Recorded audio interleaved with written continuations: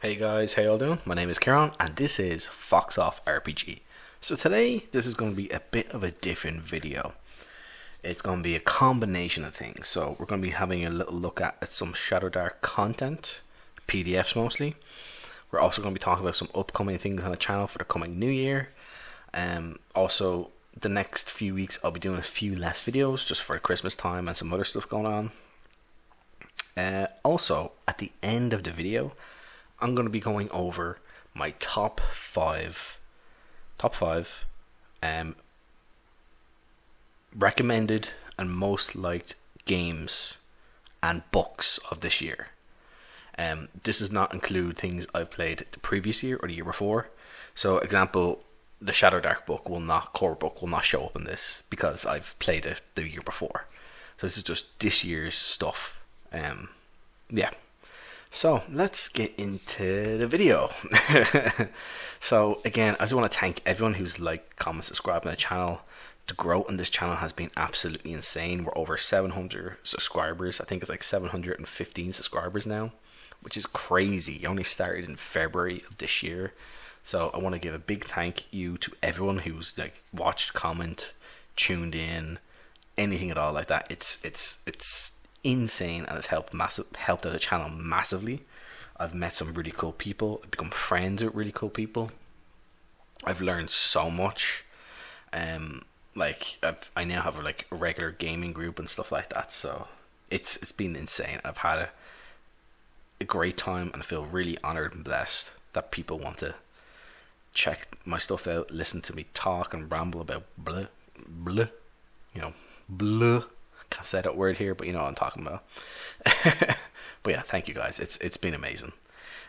So as far as upcoming content on the channel, it's like, as you saw a few weeks ago, I started doing some like how to solo stuff. I do have a solo playlist, well, two solo playlists technically. One is Computer Gods Bid North, and the other one is going to be about how to solo. On the how to solo playlist, there's two videos up. One is the very first one I've done, which was kind of like, oh, here's some of the stuff I use for solo play sometimes, or different stuff I do use from time to time, and it's going to be different for different kinds of games and what I'm trying to do. And the second one was more of how we can basically solo play any dungeon or adventure very easily with little to no tools. It's basically dice. And I go into some other stuff you can use, and other booklets, which you can find. Almost any system is going to have its own sort of thing in place for that sort of stuff as well. So I will be continuing with that sort of series in the coming new year.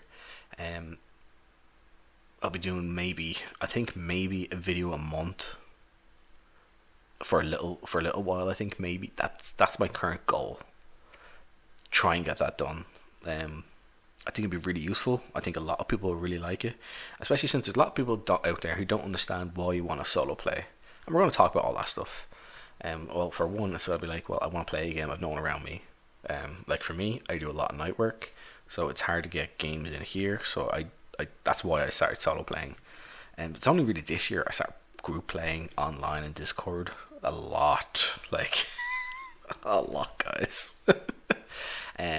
Yeah.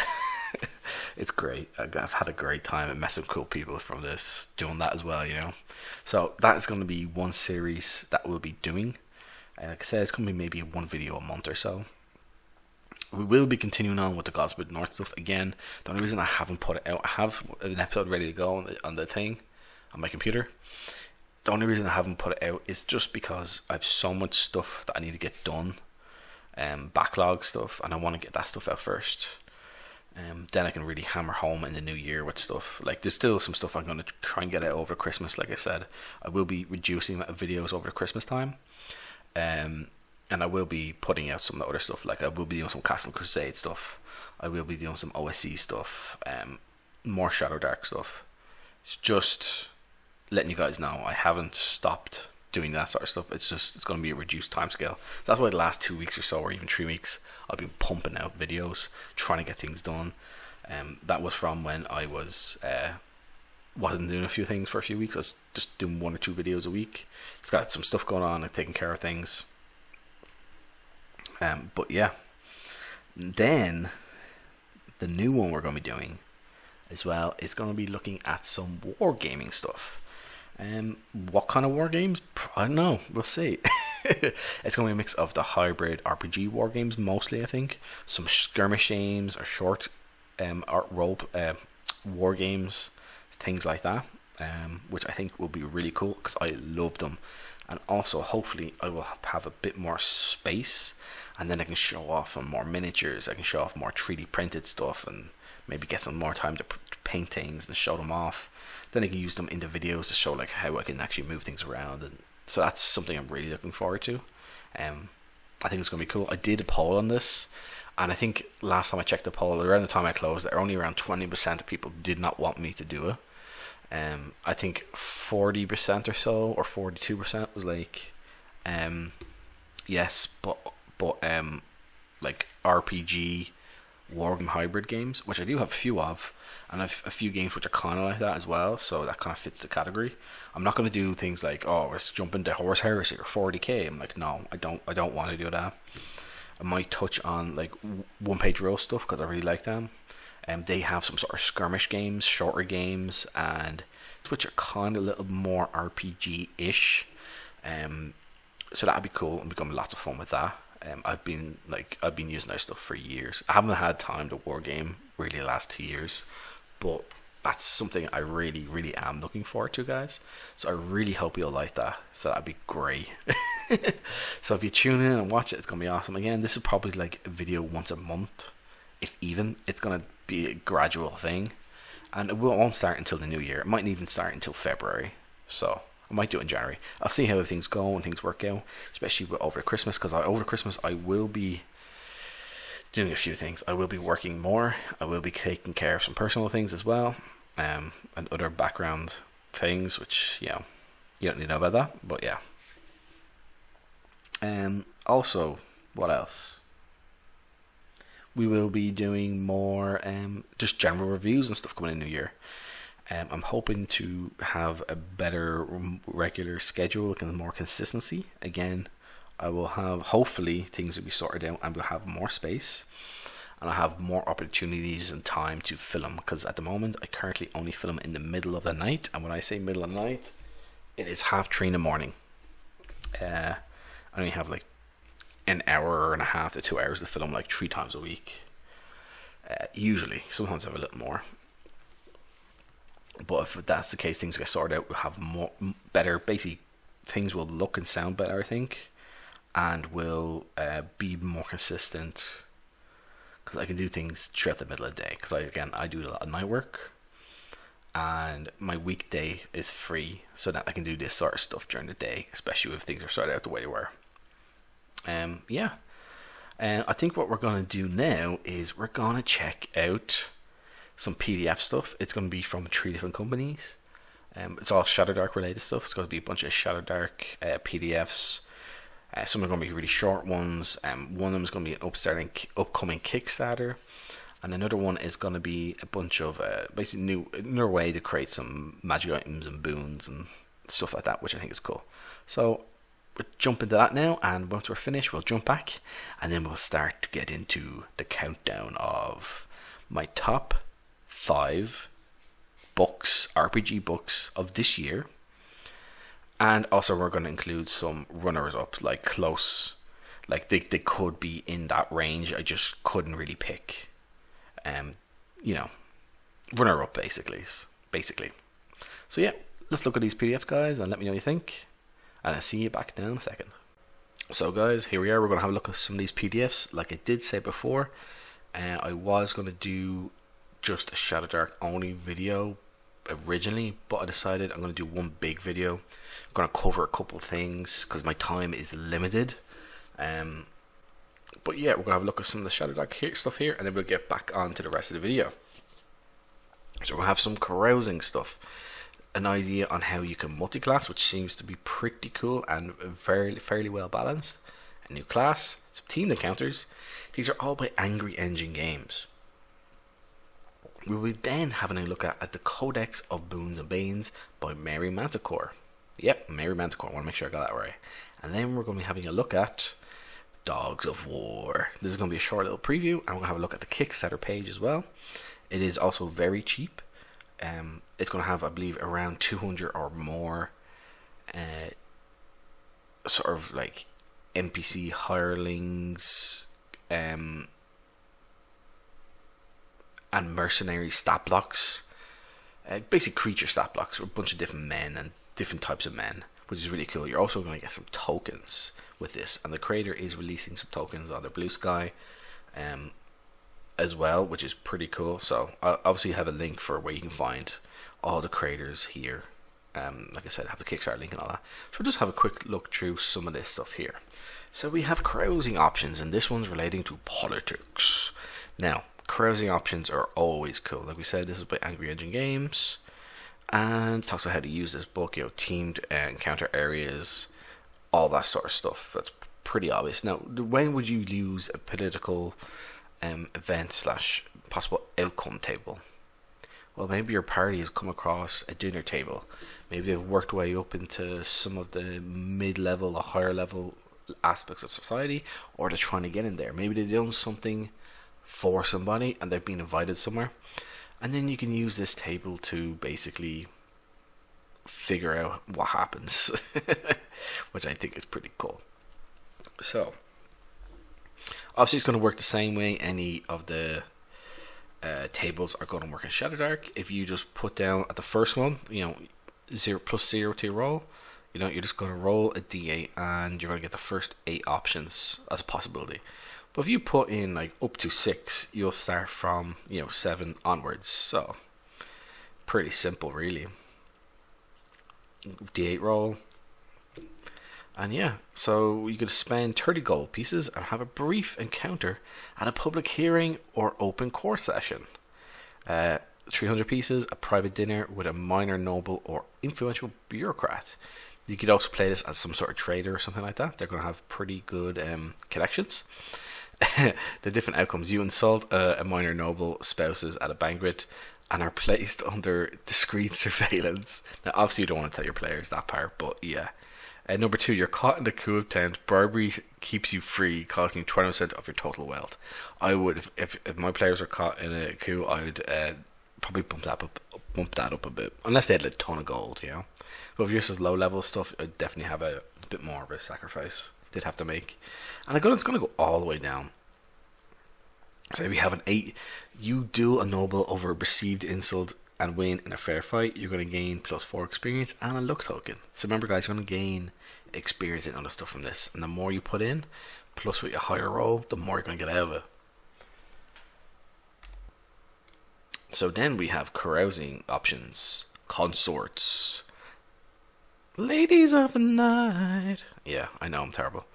But yeah, it's going to be the same sort of thing. Again, if your players want to come across, do this sort of stuff, they can. And you have a table. So 15 gold pieces, a brief visit to the brothel for a conversation and comfort. Maybe nothing happens here, but then you roll your d8 and let's say we get a 4. What happens here? Your night of passion ended with a whisper secret from your lover. Dangerous knowledge if true. You gain +3 experience and an intriguing rumor. That's actually a pretty good one, actually.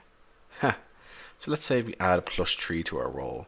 A full day of indulgence catered to every whim with entertainment, feasting, and companionship. That's going to cost you 300 gold, so we have a +3 to our roll. And then let's say we end up on a 10. Your epic Sama has made a lasting impression on one of the consorts, and they have become enamored with you. +5 experience and a consort ally. Now, this is a great thing for roleplay because you can use them as a way to get information from like city officials, or maybe if they're being sent off to take care of the underworld guys or something like that. I think that's pretty cool. You then have Multi-Dark. There's a bit of a guide to multi-classing in Shadowdark, and it explains it fairly simply, and it works really well, actually. Talks about how you're going to use the book a little bit, multi-classing, and how it offers great flexibility, broader abilities, also has trade-offs. Secondary classes do not have all the capabilities of the classes. Level-dependent abilities suffer from straying away from your primary class. Okay, let's say you wanted to be a multi-class fighter. You want to be a multi-class in, let's say, magic. So you can only multi-class on odd levels, so 3, 5, 7, and 9. So let's say you get to level 4 and you decide, on my next level up I want to do some wizard stuff. You're like, okay. So when you level from, you're going to level 1, 2, 3, 4 normally, and then when it comes to level 5, you're going to level up as a level 1 wizard. You're going to gain some of the wizard spells.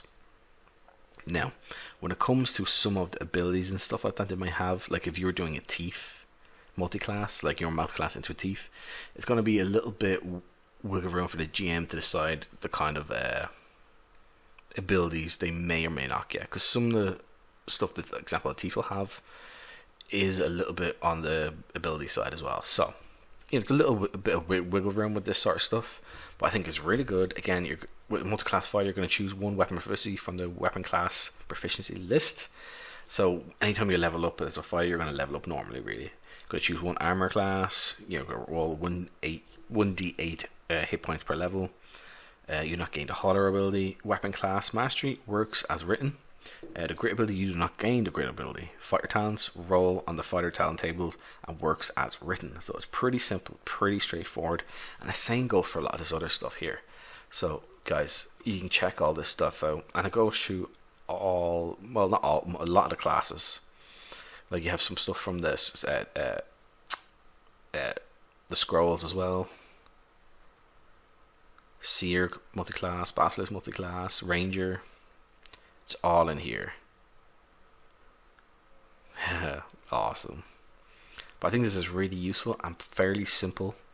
And like it again, I like that it's simple and doesn't get into the, oh, you need to do X, Y, and Z and combine this and plus that, and you know, you're gonna get whatever. No, it makes sense.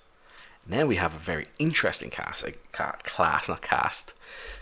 called the Curse Binder. Now, this is definitely interesting and also kind of weird. So the stuff you're going to get. So multipliers are going to use misfortune as a weapon against their enemies. It gives you a weapon list you can use: clubs, crossbows, dagger, maces, staffs. Pretty standard stuff here outside of the swords. Leather armor, 1d6 hit points. Language, you know an additional common language and a rare one. So that's going to be up to your GM depending on what game you're playing. Detect cursed. You concentrate and detect curses within near distance of you. After 3 rounds of concentrating, you know all the details of that curse. Now, there could be a situation where your GM, as a GM, you don't want them to know what it is because it's just going to ruin things. Like if it's something related to a quest, you don't want it necessarily. You kind of have to let things come and go. It's like when you have sentient swords, sometimes, or sentient weapons. If someone's trying to identify or try and figure out what it is, they're not necessarily going to figure it out just because they roll successfully or they have abilities that let them to do so. It's always up to GM fiat, no matter what, no matter how good they are or something. It's always up to them, because then you could say this is a curse from the god, or a blessing or a curse from the gods or the devils. Just saying. Evil Eye. 3 times a day, you can cause a target to suffer disadvantage on all checks for 1d4 rounds. That is pretty damn good. Suppress curse. You suppress the effect of one curse on yourself. In addition, add half your level rounded down to the number of curses you can suppress. So if you are a level 4, you can basically have 2 curses you can suppress. Cursed one starting at level 2, and whatever thereafter. 2, 4, 6, 8, and 10, you may roll on the cursed hands table and gain that curse with a touch. With a touch, you may transfer any one curse you suffer to another target for 1d6 rounds. This includes any curses gained from magical spells, magical effects. Once transferred, you cannot affect another target with that curse until the effects wear off. So here you have your curse talents. 2d6 on a 2, roll additional curse. 3d6, roll additional hit points die this level. Well, that's pretty cool. You can get a lot of hit points in this case, because that's little. You have a 2d6, an average of around 7.5, so that's definitely within that range. You could easily get 7 to 9 plus 2 to either strength, dexterity, or intelligence. 10 to 11 plus 1 to the number of curses you can suppress. At 12, you gain a talent or +2 points to any stats. So you can put 1 in 2 stats or 2 in 1 stat. So it's pretty simple, pretty straightforward. Curse talents. The curse talents take full effect against the curse binder unless they suppress the curse ability. Unless they use the suppress curse ability to suppress them. Now, if you have 3 of these curses, or if this can also include you gaining curses from items or spells, and you say if you are level 4, you only have ability suppress 2, and you have 3, you're going to have to pick and choose which ones you're going to suppress and which one you're going to take effect. But let's say we have 3 from here for argument's sake. Keep things simple. So, Weight of the Grave, your movement is slowed to close. So basically you're going to be moving at super low speed. So maybe you have Arrow Magnet, range attacks have advantage against you. And then let's say Fumbler. You treat natural 1s and 2s as critical failures. Now, I would probably suppress 9 and 2, but then I'd be stuck with Arrow Magnet. But you can then add that if you get range to another target, so a creature. And then anyone who's doing range attacks, they're going to have advantage, which is really good. So I think this is a really interesting class. I said cast again. And it's going to be interesting to see how people actually use it. We then have something that's also really cool, which I really like, themed encounter areas. This one's going to be for Cursed Keeps, which again, I love this sort of stuff. These can also be used to sort of inspire, because again, these will have, some of these will have like actual combat encounters, and sometimes they won't. But you can use these things to set up narrative in the background, like maybe a quest idea.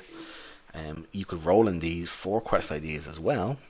So D100.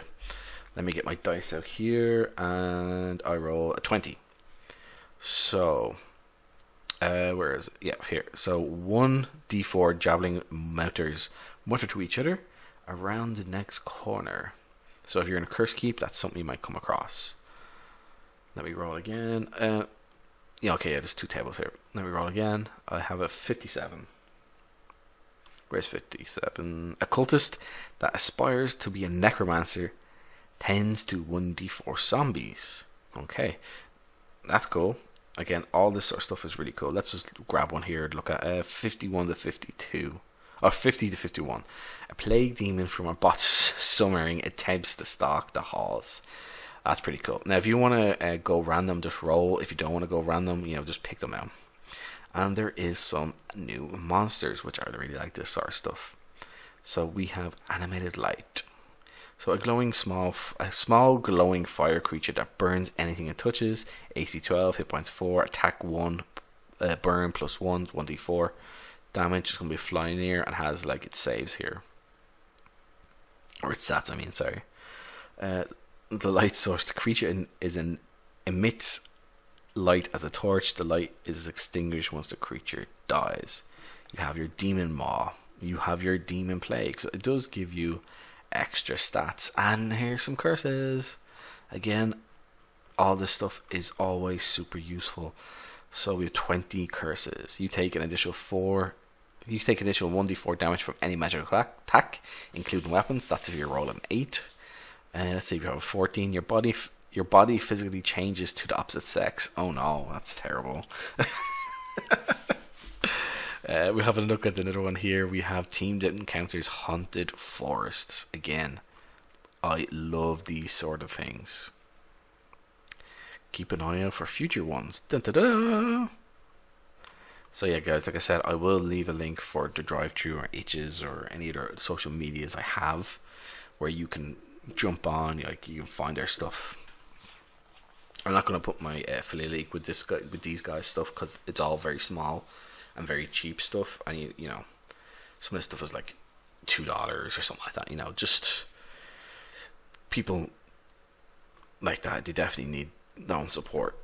So then we have a goblin corpse hanging in its own snare. It moves when you approach, so that's going to be on a 10 to 11 in the haunted forest. Let's see. Let's look at let's look at 50-51 again. It's on a different table, obviously. So 50-51, a wild hag disguised as a beautiful elf gathered mushrooms. Okay, there you go. That's something cool. Again, guys, I like to roll some of this stuff up in the background or before a game, just in case if we know they're going, we already know beforehand where the party's going to go. Like maybe they decided beforehand, oh yeah, we want to try and check out this area on the map, or we want to continue our quest. You can roll some of the stuff up before, and then like you can have something set up straight away, so you don't have to go through all the books and like, oh, what's this? Where's this? Okay, here we go. Especially if you have a few books out, because sometimes, you know, you're gonna have your Shadowdark core rule book out. If you're having an adventure book out as well, you might have that. If you have any other books out, like monster books out, you want to use, you know what I mean. Let's look at 100 actually. A trio of seraph angels descend from the sky and offer aid. That's a pretty good one, guys. You have angels coming to your aid. That's always. Oh my god. What the hell? That's horrible. Using a skull. It's awesome. So you have a bunch of new monsters here as well, which I think is cool. This creator is definitely putting a lot of work in. Now these things might be short, but there's lots of them, so these all add up. So unfinished businesses, unfinished business. Sometimes we're taking a bit more relaxed approach with this video, guys. It's a bit of a more chill video, but yeah, unfinished business. Sometimes the dead do not rest; their souls linger, shackled by grief, vengeance, or rights left undone. Use this table to discover the reason a ghost or other type of spirit cannot pass on in the afterlife. Okay, maybe we come across some body left in the forest we're just in. Maybe they were found hanging. Did they kill themselves or were they murdered? We don't know. So let's say you have a 10. Fearful to move on, uncertainty clouds their souls, binding them here. Oh, maybe they were killed and they're afraid to move on because they don't know if they're going to be judged badly for their sins or transgressions, or maybe it's that everyone around them thinks they're going to have killed themselves. 16. Suicide, shunned by fate, condemned by religion, and soul denied passage. So they're stuck here. So maybe say that guy was hanging there. Maybe he killed himself and he's just stuck here. He cannot leave. Maybe he becomes angry and vengeful and he wants to go on, but he can't. So we're going to have a look at this one. It's called Codex of Boons and Banes by Mary Manticore. This one's pretty cool. It's going to be a very simple one you're going to use. We're going to roll 2d6 and we're going to find out the attribute generate. It's going to generate attributes which we can add onto like armor, weapons, utility items such as like belts, rings, whatever. And it's a pretty simple way of doing anything. It's going to be based upon the stuff in the Shadowdark core rulebook and expands upon it a little bit. So first thing we do, we're going to roll 2d6 and we're going to find out the benefits or possible curses we may or may not have, or both. I rolled a total of a 5, so we're going to gain 1 benefit. So we're going to roll 1d6 again, and we're going to find out the magic bonus by level.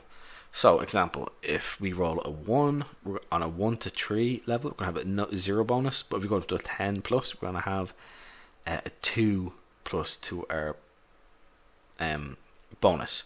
But if we roll a 6 as a level 1, we're going to have a plus 1, and then up to a plus 3, and every other level beyond that. So, we're going to roll a d6.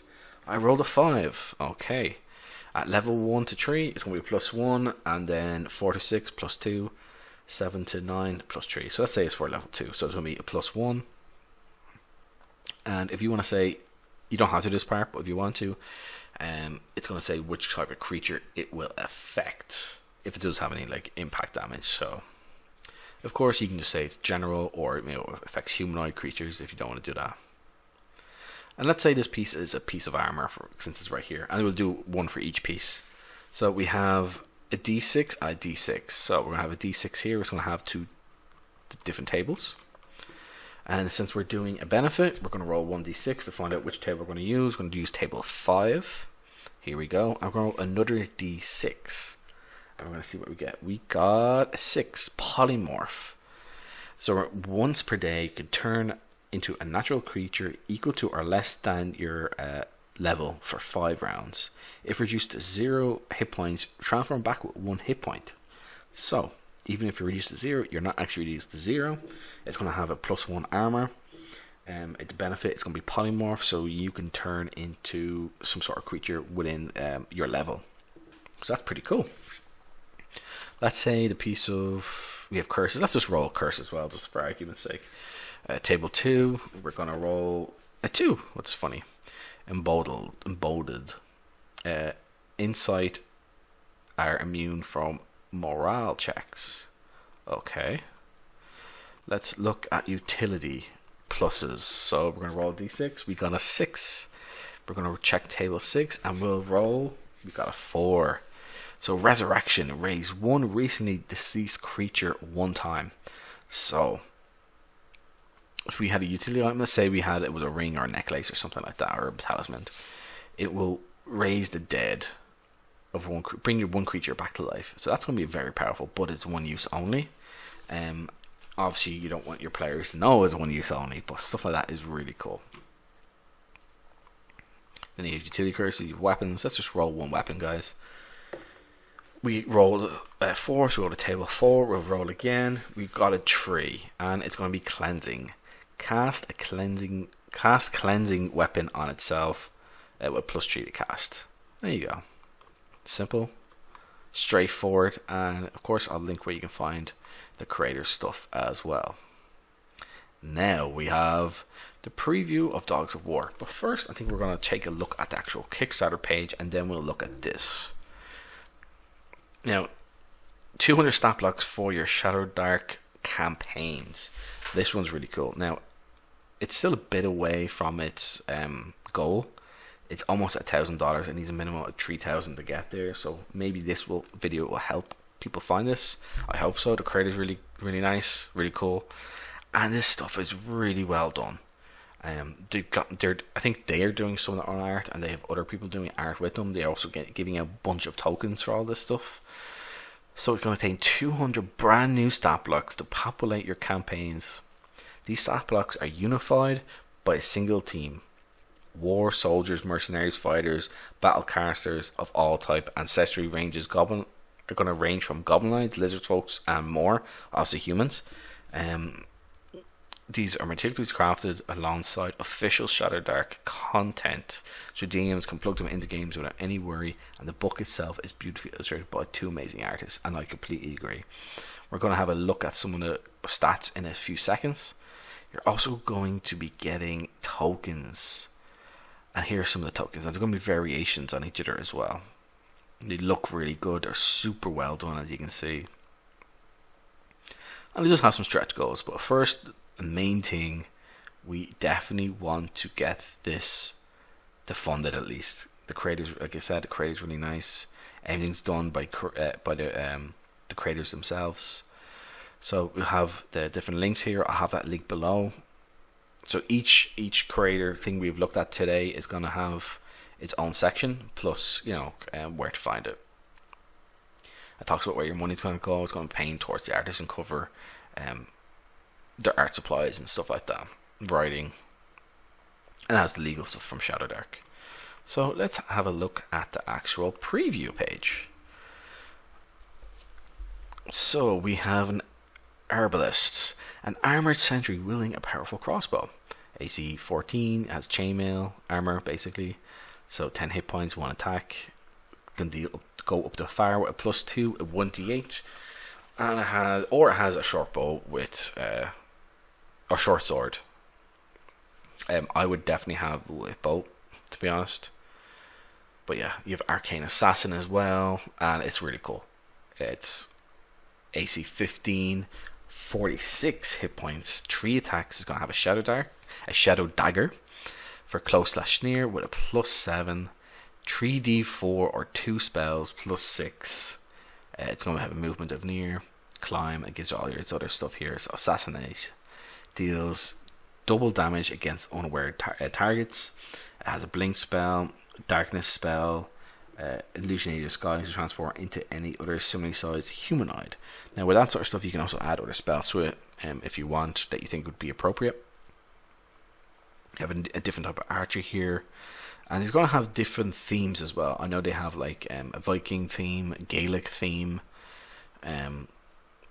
I think some Roman themes as well, a few others in there as well. And like we have 200 stat blocks, which is huge, and they're all going to be useful for populating your world. If you want to use them, for your players to use them, to have them as enemies as well. There's no limit on what you can do with these sort of things. So you have elf archers, bowmen, cataphractor, brawlers, lizard folk, chameleon lizard folk. What's this going to do? Camouflage, advantage on checks to sneak and hide in the wilds. So if you're in the forest or a jungly area, you know it's going to be jumping out behind you, trying to get a drop on you, which is cool. You then have a prophet lizard folk, 24 hit points. It's going to be attack of 1, a staff +1, or a 1 spell. So favored ally. Favored to going to be allied with lizard folks within double. Allied lizard folk within double near. Oh, that's a spelling mistake. It's fine. So allied lizard folk within near are going to deal double damage.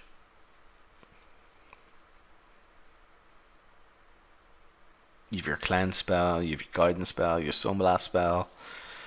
Yeah. There's some really cool stuff. Look at here, we have some Viking theme stuff here. Shield bearer. Now, it doesn't necessarily say it's Viking theme, but you know, you kind of get the feel for. And then you have your basic sort of. You have your normal spearman, your normal standard bearer, your normal skirmisher. So that's going to be more generic. They can be plugged in with any sort of area within any game. You know, same like your basic spearman, whatever, or swordsman. But this is really cool. You're going to have 200 of these guys. You're also going to have a bunch of tokens, and as if they are able to get more money, you're going to unlock more tokens as well, which I think is pretty cool. Again, we'll have all this stuff linked down below, so if you like it, check it out, let me know what you think. So that's going to be it for this section, so we're going to jump back to the other section, guys. So I hope you like this, and I'll talk to you now in 2 seconds. So yeah, guys, that was us having a look at some of those PDFs and that Kickstarter page. Remember, if you like it, you can check it out. I'll have the links down below. And as well, sign up for the Kickstarter page. It has some awesome stuff in there. Over 200 monster entries, or creature entries, stat block entries, for fighters and stuff like that, and mercenaries, different kinds. You're going to have different ancestries, different types of classes. Like you saw some assassin stuff, as well as generic fighters and some lizard men. But yeah, it's going to be really cool. I think it's going to be super useful. So hopefully a few more people will jump on that and help get it funded. The crate is also really nice.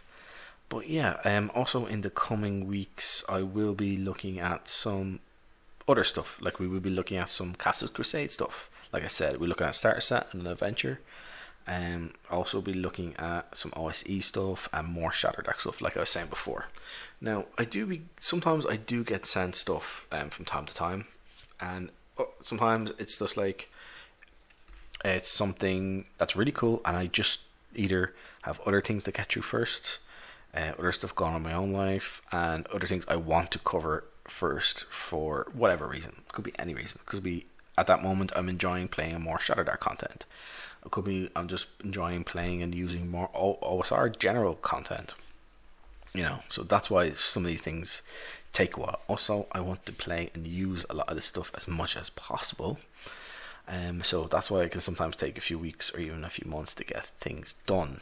I'm not just looking at it once or going through it. I'm actually trying to get an idea of things better and not just be like, you know what I mean. So that's why that stuff can take a while.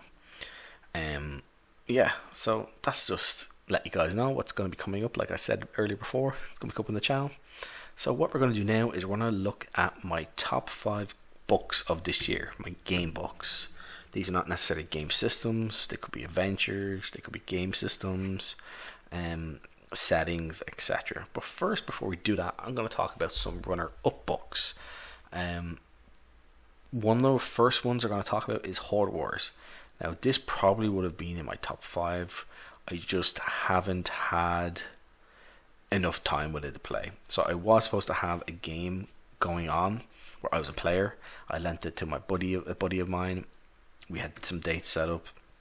He couldn't do one, and then it got pushed back a bit more. It got pushed back, and then it just ended up being cancelled because, you know, it was going to be done on Discord, and no one really had the time. And I wanted to be a player as well. So that's that main reason. But it's a very good game. It's really well done. It's simple. It's quick and easy to learn, but super flexible. So that's one of the reasons I like it. I also use a D12 system for things, for combat and stuff like that. It's really good. So you should check that out. I do have a review on it, as well as some interviews with the creator. If you want to check that out, you can. Now, I also do have 2 books from Chubby Funster, which are going to be in the runner-ups. One of them is going to be the GM Companion for Shadowdark. Now, the reason why this is in my top 5 is mainly because there are some other things in here, like full games that I do find, you know, they're just full games, you know, that will sort of fill that slot as well. But the that companion, it is definitely close in my top 5. It is always going to be my number 1 book to have alongside a Shadowdark anyway. So I have Shadowdark. It's going to be right beside it no matter what, any game I'm playing. Even if I don't use it all the time, it's there to use for options, and that's why I have it, and that's why I like it. It is definitely one of the best Shadowdark books out there in general. Also, the reason why Shadowdark is not on this list, like I said before, is because I didn't play for the first time Shadowdark this year. I played it the year before, in 2024. So that's why. That's the only reason why. But if I did play Shadowdark for the first time this year, that would absolutely be on this list. But it's not. And the other Chubby Funster book is going to be Terra Invictus. Now, this is an excellent book. It's for solo play, but can also be easily used for group play. It's a whole adventure setting. Tons of like religious stuff in there, which is really cool, and it's really flexible. It's great starting areas, and each hex is going to be detailed on what's in it, as well as giving you spark ideas and tables. Excuse me. I will be having a full review of that in January or February. Like I said, depending how my Christmas work and everything else comes along in the January, that'll be done either January or February, like I was explaining earlier. But yeah, that is definitely very close to being my top 5 game books this year as well. Another 2 that are very close would be Riftbreakers 2E. Now, the only reason why this is not again a possibility in my top 5, it is because I just haven't had enough game time with it. I've played it a good bit, but I haven't played it like 40 games or something like that, or like 20 games of it. It's excellent game. It's very well made. It looks great. It feels great. It's pretty well laid out. It runs well. But you know, to get it on my list, I'd need to have to play it more. That's really the only reason. And the other one, it's actually going to be another ACKS game. So Riftbreakers is ACKS of Black Oak Games. This one is going to be Machine Gods. It is really, really good, and it just barely missed out on my in my list. It was just barely. So I put another one before that, and you'll see it now in a few minutes. But also Righteous Vow. This is more of an adventure book. Righteous Vow Volume 1. Main reason is it is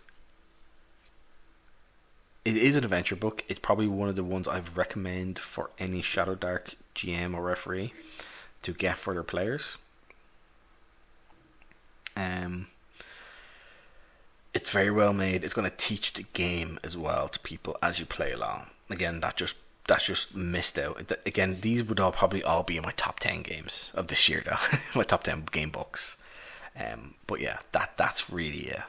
So I think that they're the main ones I can think of off the top of my head right now. But now what we're going to do is we're going to look at my top 5 game books. Again, they're not only going to be games, they're going to be settings and other stuff like that. But the first one up is Morkan, the Lord of the Midnight solo adventure game. Now, the thing about this is I have 2 copies. Why do I have 2? Well, I backed a Kickstarter, and I backed for the premium version. I also got sent a print on demand copy. I've actually used the print on demand copy more to play with. But I absolutely love this this premium copy, and you will see why when I open it now. In a few minutes. It's awesome. But yeah, this is a solo adventure game. It's very easy to play, really, really well made. It's laid out brilliantly. As you can see, like, here you go. Here's the print on demand copy, and it's your normal white paper on black with blanking. But it does have the images in here. And the thing is, the images in this were created for this, but are also created in a way for once they're inverted, they will look stunning, and you will see exactly what I mean in a few minutes. And the guy who created this is super cool. Like I said, I found this at Kickstarter. I done a video on it, and I was like, oh, I'm backing this instantaneously. So I backed it and I done a video on it. So how I do things is I will, if I do a video on it, on like a Kickstarter thing, 9 out of 10 times I'm backing it, and that's why I'm doing a video on it. You know, even when people send me out content, digital files, or sometimes even physical stuff, and then they have a Kickstarter, I still back it, even if it's just for the digital files, and then I'll comment on it, and you'll see me there. You know, so yeah, let's have a look at Morkin. So here is Morkin, and as you can see, it's black pages, which is freaking crazy. Now, I absolutely love this. Now, the game is going to be run by a D100 system. You're going to roll your stats, I think, with D6s, and Morkin is the name of the character, so everyone is going to be playing Morkin. Now, your Morkin is going to be different each time you play, and it's going to be different from each other person's Morkin. You're going to have a bunch of abilities you can put points into, and how good you are percentage-wise. And that's how that's going to work. You can do so many tasks in a day, and one of them is also going to include camping and sleeping. But if you do not sleep and you maybe have to run away from things out in the world, well, basically, you know, you're going to find yourself not having a good time.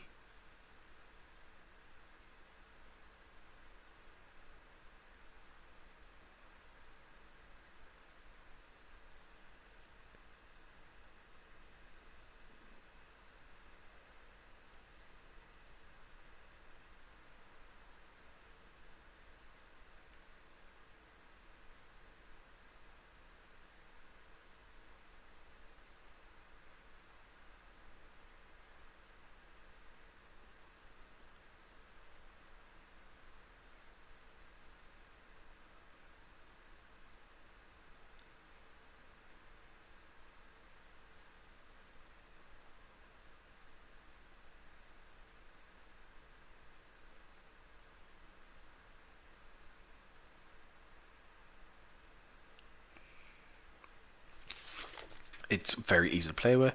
You also have an excellent map, which I do have in here. This is the map that came with the Kickstarter. Let me just take it out and you will have a quick look. I do believe when you get this, you will get the files and you can print this off yourself. But this is the one that came with the Kickstarter. The whole idea is the world's gone to hell and you need to save it. So this is mad guy up in the north, mad sort of wizard, warrior type of guy, and you're down in the south, and you need to make your way up to stop him. But along the way, you need to go into the ruins, check things out. You need to find gear and equipment that will make you better and stronger. Also, you know, as you get better at things, as you do things, you're gonna get better at things as well. But the problem is you only have 30 days. And within each single day, you've only so many segments to do an activity. This is going to include resting, foraging, hunting, doing mini quests, delving into ruins or dungeons where you can draw and find things. So there's a lot of stuff in there, and there is a lot of quests. Here's a card that the Juan sent. It's awesome. But yeah, it's pretty simple, pretty straightforward. But it's a ton of fun. The Tower of Doom. And then you can see the art. Oh, dude, remember I was saying about the art? Yeah, you see the card creation here. You know, your strength, dexterity, intelligence, and charisma. And assign 50 points per attribute you want to enhance the most. 40 to the second, and 30 to the third, and 20 to the last. Record these values in the appropriate section of your character sheet. You know, you're talking about animal handling, acrobatics, camping, and it goes all the way down. Might, mental toughness, stealth, perception, all this sort of stuff. Very simple, very straightforward, and lots of fun. Now, obviously, you're going to use a lot of D100 rolls. You also have D6 rolls and other stuff like that from time to time. But yeah, it's all in here. But as we remember, we talked about the map here a little bit. You can also get a blank hex map, which will just have like your starting, the ending, and the starting area in the north and the south. And you will has procedures in here on how to create your own map. So procedure will generate as you go along. So even if you've played through this many times and you're like, oh, I want a different flavor. Okay, well, the game provides you the rules for doing that, which is great. And I do believe the creator is working on another game. Now, I don't know if it's going to be an expansion for this or if it is going to be a standalone game within this game world. I'm not sure. But I am super hopeful for it, because I remember when I looked on the Kickstarter, it was done pretty well, and then a little while after it blew up. Yeah. You also have events in here. Then you have quests which you can do. So events are going to be things which can pop up in the game world. Quests are things you can accept or not accept. You're going to have rewards. You're going to gain experience points. You're going to gain silver or equipment. In here you have awesome art for everything, really. A lot of creatures of art. See what I mean? It looks so cool and striking, guys. But yeah, this is Morkin. It's a solo game as well, guys. So, you know, for us solo bros, it's definitely a one you must absolutely pick up. Again, I will leave a link where you can find the premium version of this. I do believe the premiums are still available. I'm not exactly sure. If not, I'm also going to link anyway to print and demand copy, so you can check it out if and when you want. So yeah, I hope you guys enjoy that. Let's check out book number 4. Dun dun dun. It's gonna be Tales of Arcosa. This is a great game. This is one of the games I think came in January or February of this year, and it is brilliant. At the front and the back here we have this amazing table, and it can be used for not only this games but a lot of other games as well in general. Especially when you talk about the Wounds trauma tables here. Sorry, the trauma tables here. Really cool. Quick and dirty NPC generators, handy and useful. Custom monsters, so it gives you an idea for AC, the damage, the hit dice you're going to have. So you can create something on the spot, top of your head if you want. But yeah, in here it's going to have everything from character creation to GM rules, solo play stuff, hirelings, mass combat, treasure stuff, some dungeon things, how magic's gonna work, etc. So from what I understand about this game, I'm not sure if it's true, but I think it is. This was basically a stripped down 5e game, and I do not like 5e, but I really like this. But it's done in stripped it down to like an OSR type game, and so it's an OSR game with a little more crunch, which I think works out really well for this game. One of my favorite classes in here is the cultist. So you are a cultist, the devoted servant of a god, a demon, or other cosmic entity. So you can basically pick and choose what you want to be. You might be a pious priestess, an unflinching inquisitor, or a haunted warlock struggling to avert a terrible doom. Like all travelers of the perilous lands, you are familiar with weapons, armor, mindful of the divine, those who help themselves, and yet in your hour of need, when the flesh fails and the shield splinters, you call upon your goddess for aid. And if you have kept to the tenets and earned her favor, she answers. So this is really cool. It talks about blessings you're going to get. You can have spell-like blessings, so how they're going to work. And it talks about you get new skills and stuff upon different levels, and that's going to be a little different for each of the classes. And when we talk about your fighter, that's going to come up here as well. Again, since you have different abilities and stuff like that, and skills, each fighter is going to feel different to each other fighter, which is really good. If you want to have a fighter that's going to be more focused on being basically a big tank, you can do that. You can have a fighter who's going to be more focused on having dual weapons. You can do that. You have a fighter who's going to be more focused on being a ranged opportunist. You can do that, so it's really cool. Magic is really cool. Magic is wild and dangerous. It definitely can have negative effects on your body, and as you can see, mutations and other stuff can happen.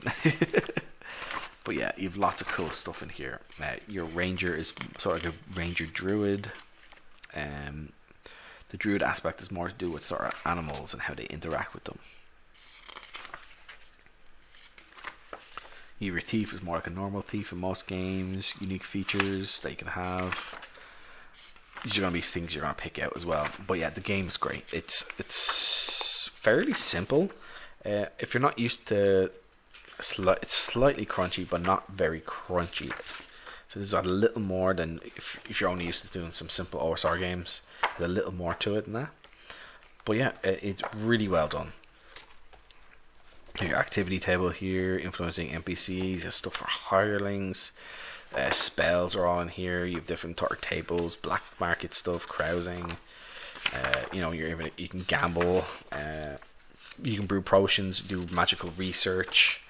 It covers so much. My main criticism of this when I do my overview, which you can check out on the channel as well, was to do with the dungeon stuff. And specifically to do with dungeon creation, because it does have dungeon creation, but it doesn't have it in the sense of, okay, you're going to roll a dice and the room you're in is X feet by X feet. You exit a room, the corridor is this long and it's at this angle. I do like that stuff personally. It does talk about dungeon events, so which is cool. But yeah, you also have a good bestiary in here as well, and there is I can't remember exactly where it is in here. Oh, custom monsters. It's also very easy to bring in monsters and creatures from other games. So it gives you a hit dice you can use. So a creature of a certain hit dice will have roughly this armor. So a hit dice of 3, you're going to roughly 12 AC. They're going to do a 1d10 damage. Of course, you can change that to 2d6 or even 1d8 to get it to work how you want. And then any other special abilities they might have, you can then use them from what's already in here, or in some cases you can use them from whatever game system you're working from. If this creature touches an NPC, they could have lose X amount of hit points, stuff like that. It's going to be very simple to put into any game. Anyway, regeneration, all that's in here. But yeah, there's mass combat. It's everything, guys. It's a really good game. And the Oracle tools. You guys know I've shown off the dice and the card system a few times. It's really good. I use in my solo games. And it does talk about solo rules, which are really well done. So if you're doing a solo run of this, you are going to be equivalent to a level 3 character. You're going to have 25 hit points plus the class bonuses. So basically you're going to have a higher level character with more hit points. And yeah, even talks about how you run published adventures. A very simple way, an easy way to understand, to get people into the idea of solo play. Like this, here's the dungeon generator stuff. Now, it does say the dungeon site, then it says the size and how many rooms it's going to have, the objectives, but it doesn't really say the actual size of each room. So that's my main criticism of it, really. Like rooms and corridors, a medium room. How big is a medium room? I don't know. But it's not really a big deal. You can sort of run it out on the fly. Again, that was my big criticism at the time. That was it, really. And I really like this as the main opposition part. You can sort of roll your figure out what your hit dice creatures can be, and then you can just go to your creature list and then figure it out from there. And the rooms have themes, and you have your treasure lists and all that stuff, so it's really cool. Yeah, this is definitely one of my favorite games of this year. Next one is ACKS 2 or ACKS Imperial Print. This is an insane beast of a beast game, and I love it. It is so well made, so well crafted. It does everything you can think of or want. I use this as a toolbox as well for other games. It's like, how do I do this? I don't know. Let's check ACKS. Does ACKS have it? Of course ACKS has it. ACKS has everything. So ACKS is actually at the heart of it, it's a very simple system. It's basically a BX system with some things slightly changed. Like the most obvious one, it's going to be armor. So your armor, instead of being your armor, 0 armor is literally you naked. You have no armor. You just have basic robes or a shirt or something on, right? But if you have, let's say, you have leather armor, okay, that's 1. If you have leather armor shield, that's 2. It's literally armor 1 is literally you have 1 piece of armor or 1 level of armor. So that's pretty cool. So your classes in this are really cool as well. So you're going to have like your normal sort of class stuff you're going to have, but then you're going to have sort of attributes relating to that class. So they're going to be specialized or really good at doing certain things. They call it prestiges or proficiency, as to say.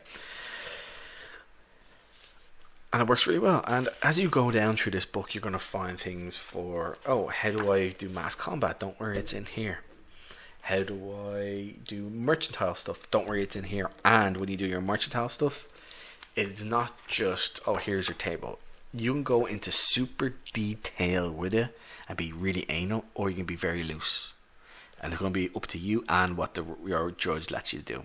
In here, they call your referees as DM the judge. So it does have multiple ways of doing things. And one of my favorite things I've talked about a few times before is there's different abstract ways of doing things in the game.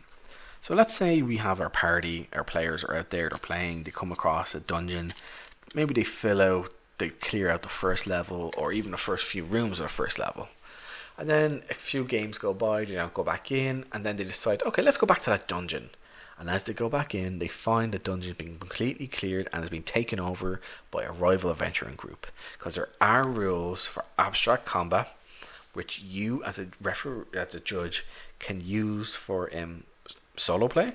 You can also use them for quicker gameplay. If you need to rush things, save your short on time, you're like, oh, we've only half an hour left, we need to do a lot of stuff, we're going to use this. Or my favorite way, I think the most interesting way, is for allowing NPC adventurers or groups take over and fight things when the players aren't doing what they should be doing.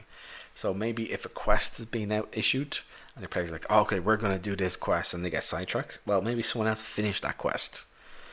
So maybe it was a bad thing that they stopped and then someone else finished it for them. Or maybe it was a good thing because they were doing other stuff and they got better rewards. So that's interesting. Also, there's everything that's in these books was used to create everything in it. So the monster stuff in the monster book that used to create monsters was used to create not all the monsters, but a lot of the monsters. I think about 95% of the stuff that's in these books that you can create was used with the creation tools that gives. So you have spell stuff in here, which is amazing. I know we're just looking at the main book, the revised rule book, but like the judge's book also has other stuff in there and so on. I'm just using this as an example. But yeah, it's really cool. I've used that in some other games to create spells, which worked really freaking well, and it works out roughly. I was thinking, oh, maybe this spell probably a level a 5 to 6 spell. I was thinking, but I'm not sure. So I used ACKS, and I was like, okay, let's create this spell. Use the procedures, and it's like, oh yeah, it's a level 5 spell. So it just reassures your spells are going to be balanced, because all this stuff will work with most OSR type games as well, which is another great thing because it is based off BX, which is one of the things I love about the OSR. Is just so many things can work together very easily. War machines here, just flipping through this, talking about it. You have your hirelings, mercenaries, and all that stuff as well. Of course, you're gonna have siege warfare. You can get into real detail with miniature combat as well if you wish, or you can just sort of do some more abstract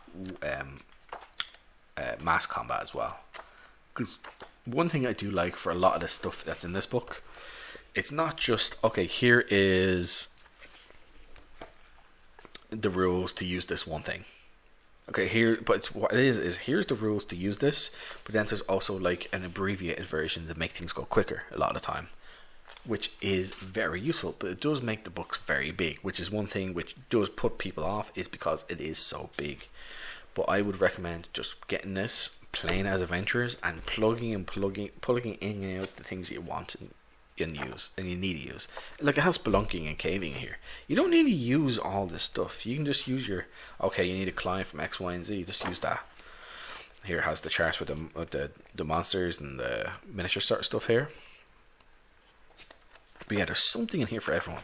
Like, I use the mercantile stuff in here a good bit, because I use it in other games as well, and it's really well. I like to use a very simple naval stuff as well. Like, guys, it's everything. But I like to use the more abbreviated stuff in here.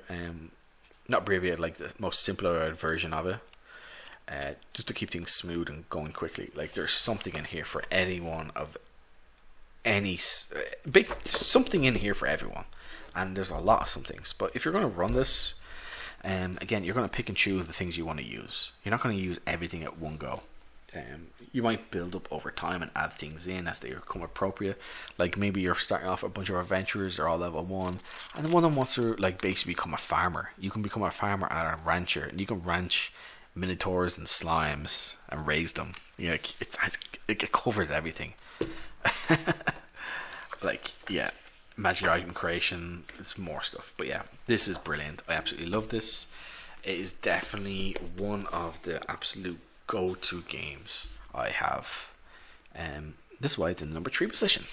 You know, number 2 is going to surprise absolutely nobody, in my opinion, and it is The Great Gods of the Forbidden North by Pulp Comic Press, created by Robert Altman.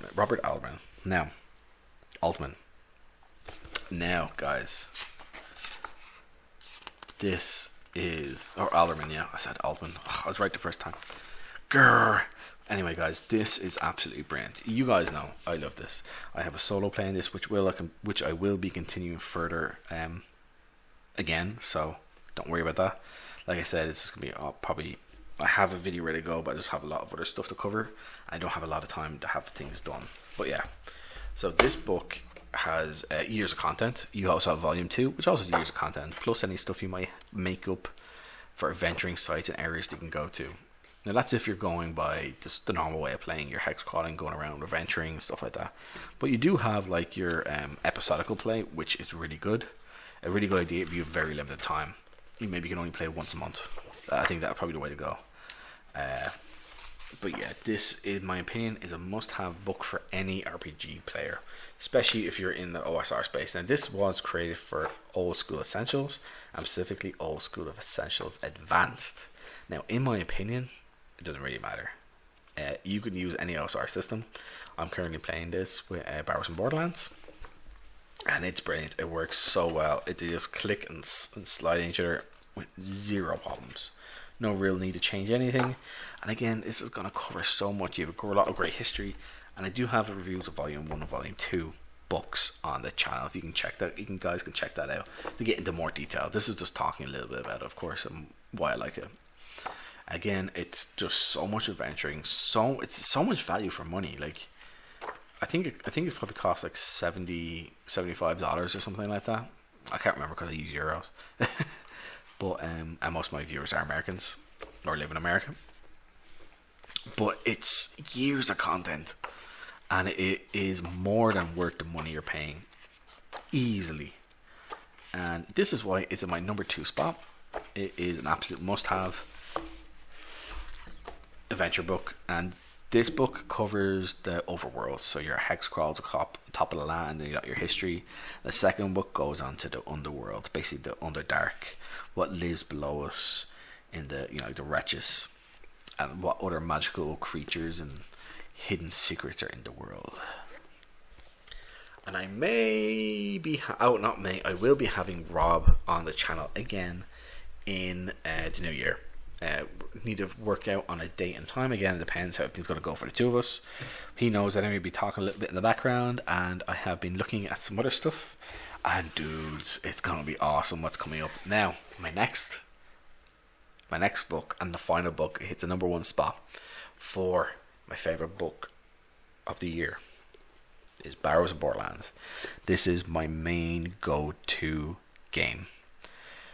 This is the one I am playing the most. It's the one I'm a player in, and I have 5 or 6 active characters in this game world. I have one of them who is running a merchant guild his own Merchants Guild. I have one who is running a Witch Hunters Guild, and I have a bunch of adventurers going around in different places. Now, this is my go-to game. It is very easy to learn. It's lots of fun, and it's different. So it does have some sort of OD&D based stuff. But then you add in radiation, you have your weird stuff, you have some sci-fi elements in here, and you have your black magic, your black powder stuff. You're going to have ray guns and other stuff like that. And we do have, me and Matt, the creator of this, have done some videos together on his channel and mine channel. And probably if you really want to know how this game and how we play it works, I have a video on my channel where Matt came on and we talked about how our campaign works. And yeah, guys, if you want to check it out, do it. And I'll leave a link where you can find, this is the print on demand copy. I have also the special edition from the Kickstarter. I also have another print on demand copy of this, which is no longer circulation. This is the current one, which is extra stuff added into it, like some orcry stuff or whatever. This is like the version that's going around. This is the version that for print on demand. I also have the original booklets as well, the second printing of them. But yeah, like this covers everything. Like some black powder weapons in here. You're gonna have ray guns and stuff like that we've used. Radioactive monsters, grenades, and you also have a bunch of free content from the Radioactive Boogaloo. New classes, gear, equipment, locations, other ways of optional rules of doing things. Critical hits, they're all in here as well, and it works so well. It's so easy. We have psionics, and this magic is here is great. I really like it. And you have the critical miscast tables, which is brilliant. Like if you get a 1, the caster is obliterated and nothing remains but ash and static, which is cool. Now I do have a review on this on the channel as well. You guys check it out. I'll leave a link for all this stuff where you can either check it out, buy it, or watch reviews on. But yeah, this is my favorite book of the year. It's my main game, the game I play several times a week usually. And yeah, it's absolute must-have. Absolute must-have. I've had more fun playing with this year than I have had in years with other games that I've played with people. But yeah, I think that's going to be the video, guys. Like we said, that was just a wrap up of things that's going on the channel, future content. A big thank you for like everyone who subscribed. Over 700 subscribers, which is absolutely crazy. Like I said, I think it's like 715 now or something. But yeah, thank you again for checking everything out. I hope you like it, and leave a like, comment, subscribe, let me know what you think, and I'll see you again soon. Thank you and goodbye, guys.